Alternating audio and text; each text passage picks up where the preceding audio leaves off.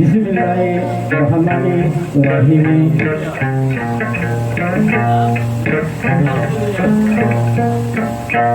Alhamdulillahi rabbil alamin.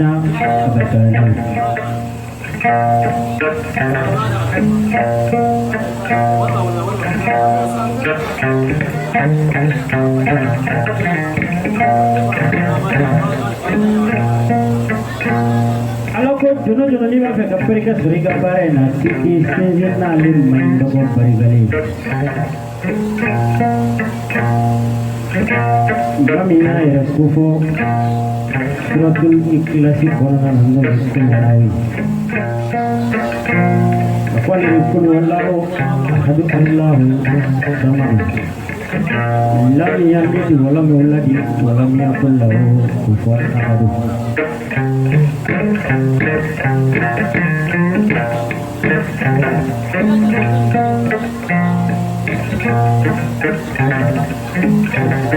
Nabi Musa ka kitabu yang mami mele ko fatara nasa o difference chamo go o ke chiji go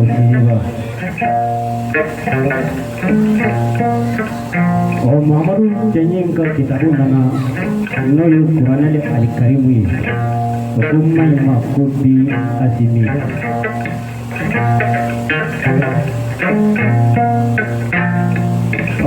Bismillahirrahmanirrahim. Omi be arafulu lama. Yedna Ali ko Bismillahirrahmanirrahim. Arafu kili kalibinya metan di bola. O arafulu la kalibinya mebiulu lang di bola. Bismillahirrahmanirrahim.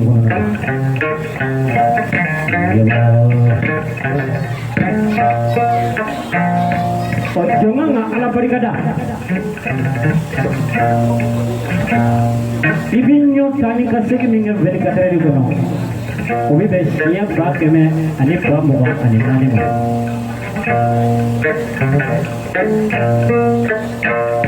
Jangan amma barikada nikenya jumana. Kuni bi banana kita ala barikada nikenya lekara barikada. Ini suruh lagi ka ala berkada. Ini suruh kita ala berkada.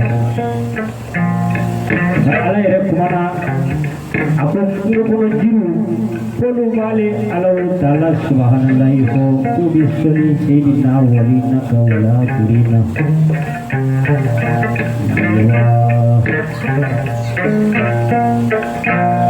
Kuno jiru jatuh frega kuma ani kulu kulu bale Allah Taala subhanallahi ko kubi soli sayyidina walina ka wala kirina Alhamdulillah rahire ni Muhammadu min senda la feli bulu ami soli o Muhammadika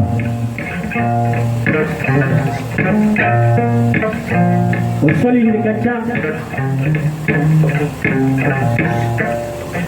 Rasul Muhammad Jumaini apa Allahumma sholli ala sayyidina Muhammadin wa ati lima qulika wal qadim lima tawaqa nasir li haqqi bil haqqi wal hali ila siratul qalb mustaqima wa ala alihi wa sahbihi ajralain lakan nahnu subhanahu wa ta'ala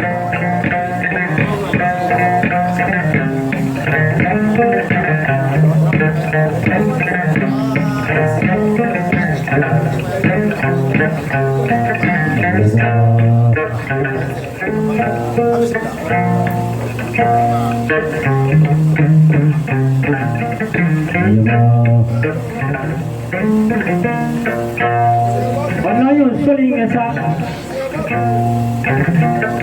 kami ko yang masih ke sokoroban yang sokoroban ye nung dera angkat dunia bos sama bu nani ba abang kai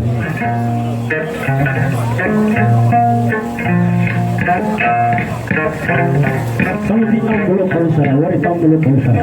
Maksudnya ini di Ambulo, di wali mandon yang kerja si Sokorobay yang Sokorobay.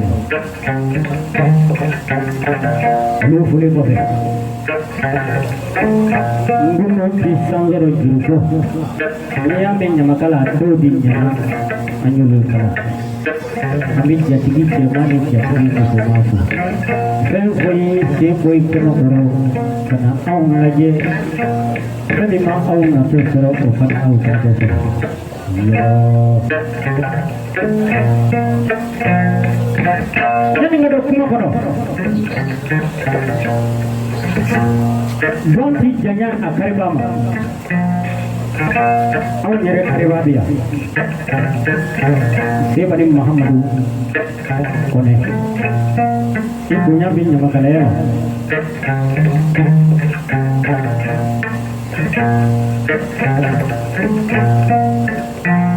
Oh marukone ka bismillah kambi ya fajina fe.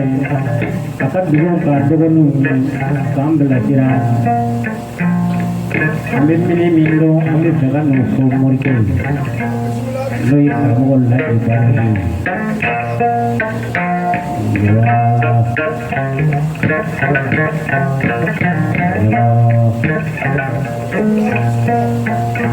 Kalau kakuma jine mande fulo kakuma. Oene karmol sarabui. Noi Sulaiman kuita di ini jene wati di. Jadi mana kuita makan di sitawan. Ini dibom kalandi kene tadi ni. Ada jawab di sebelah bawah. Enggak mau ibunya punya makanannya lani semua ibu.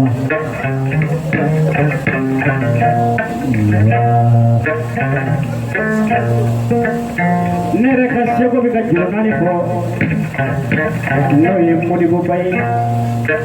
Ama muru modidu. Mau bayi di du peladin du anjurati. Ini kita jurnali ko di. Sambil dulu baya.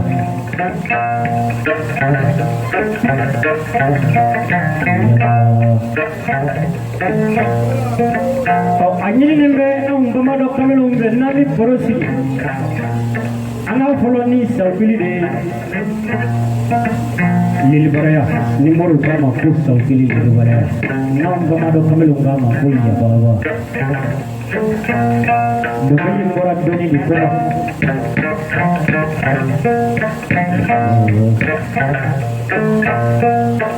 Jaminya ada atau de Muhammadu Abdullah Isyadu programa Muhammadin Muhammad hari dunia berhubung nyakan jenis gitu ni Muhammadin Nabi Waliyaw.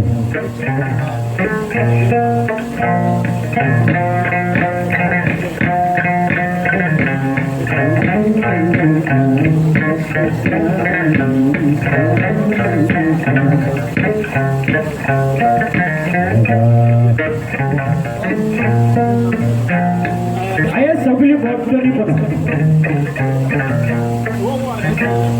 Batas si suku balasan dulu ibunya bina magalaya lah. Ibu magalaya kan bagus. Juga.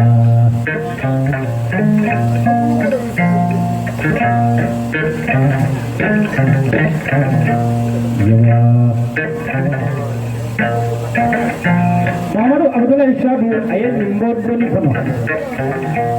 Satu sufiyan. Ini ya bapa fora.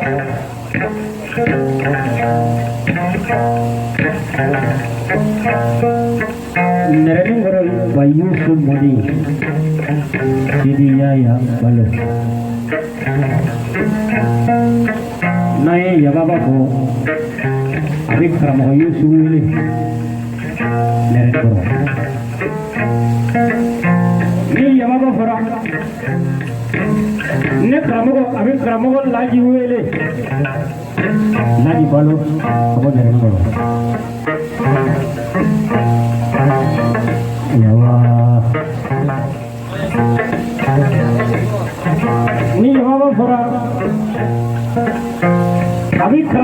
Amadou Traoré wele Izami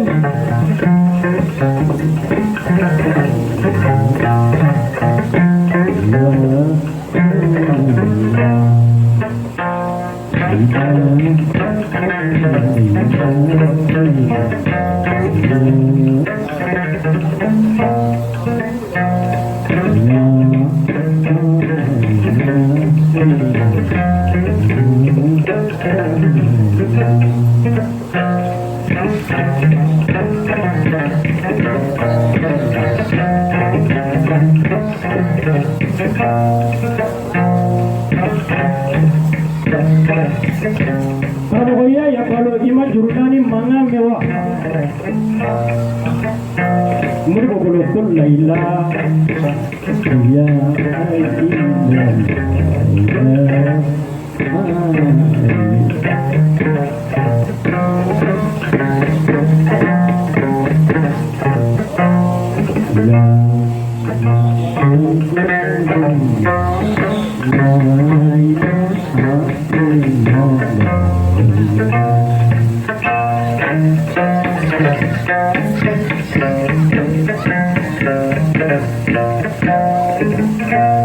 kira kira sama ini kira kira itu kafir Muhammad Muhammadun nabi ke la ilaha illallah Muhammad Rasulullah sallallahu alaihi wasallam la ilaha illallah la ilaha illallah Muhammad Rasulullah sallallahu alaihi wasallam la ilaha illallah niya sebe wala habite arab sultan islama Muhammad Rasulullah niya sebe wala ka habite arab sultan islama la ilaha illallah Muhammad Rasulullah sallallahu alaihi wasallam niya sebe wala ka habite arab sultan anani o ko shuni le jadi paulo scientifique do mawla Yesus lejat di vertikali berokul la ilaha illallah fokus kili posisan lahara ini bani sumawro lalu ini mani jumu masumawro maka kiri kasabut dulu nak kandung kandung yang kulu di pagi la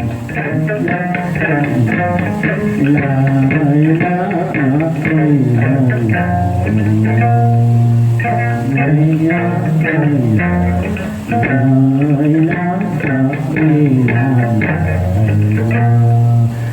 La ilaha illallah fura abishana amadau amaulau ini.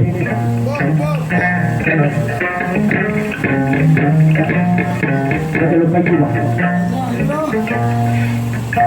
Yang kita sesuai nama. Ngobuye binyoro. Ngokoro de bebuye nyata ko yeku Muhammad ayyada.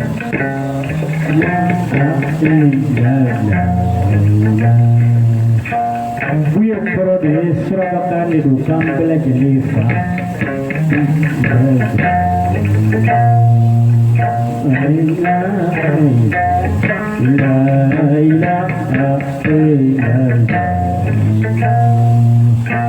ni kara sirfiya suranyoro ore lanne ka karma wonno bima gobbe ikiling galungana ni seranyoro ibado kumbu mana ni to nazavia pengono ibi pada madedi kele ka kuikuri de balaje kele chuma abi jela mayela mati na koro auto popular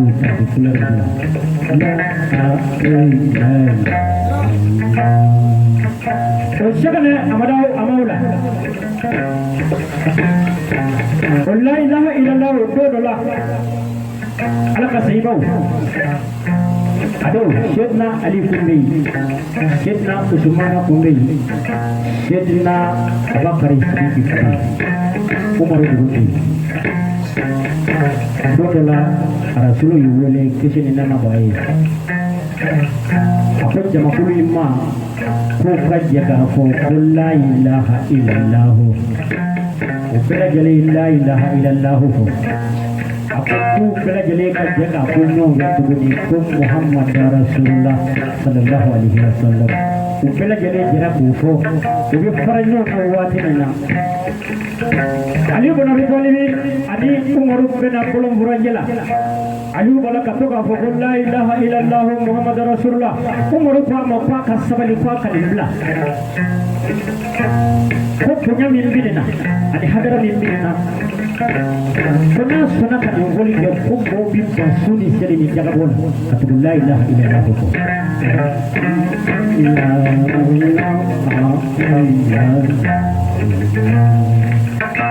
ni tidania cebo wulula lulu wulila ni maula ni jabi seri kuda bala ni habibi ni la de balu ini shu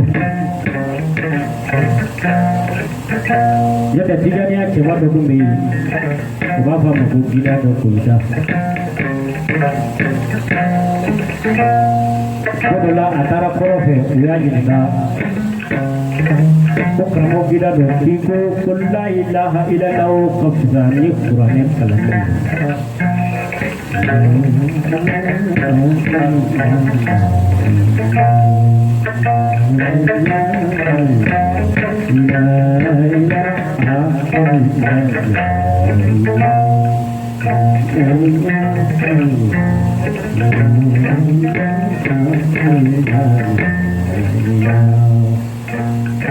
gira do kuma kulfana kamina udin kamogo sigira waje mina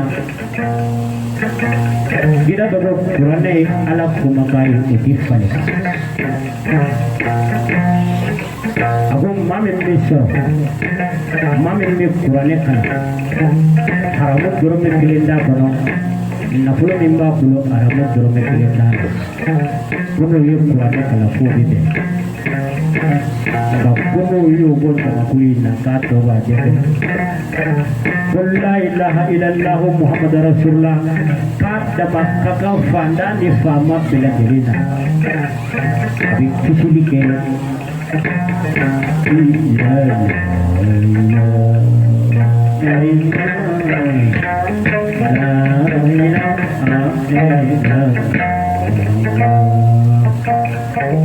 bayu su model makani show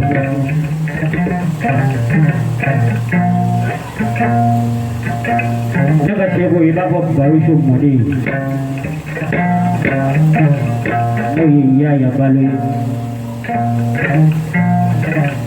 ne telepon tanya alimani baule mongoro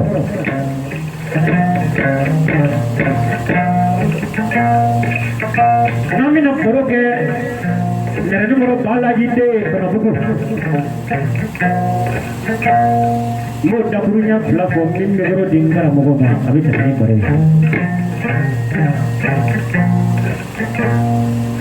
aku mogo na nanga dugo gai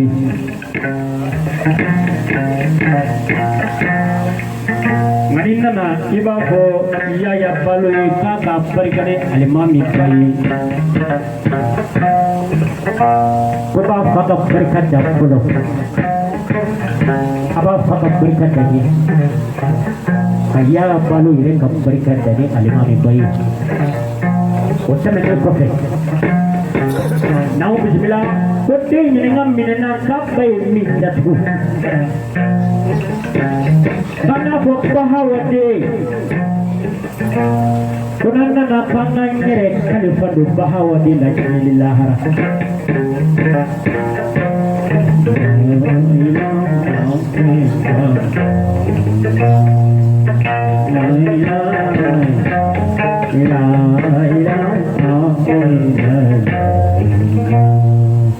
Nina pun mati dia suruh mereka bicara mina katene gambe kibite do suruh dia mina kuna katene pangga ko balagi ko nanti kuat isu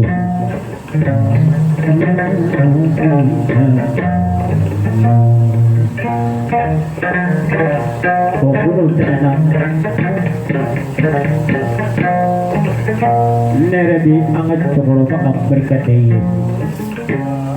ini mabok banyak ika mereka bila kamu tu lantas sangat jenis sama tu yang mabok banyak ya mau berkati balas sama Terima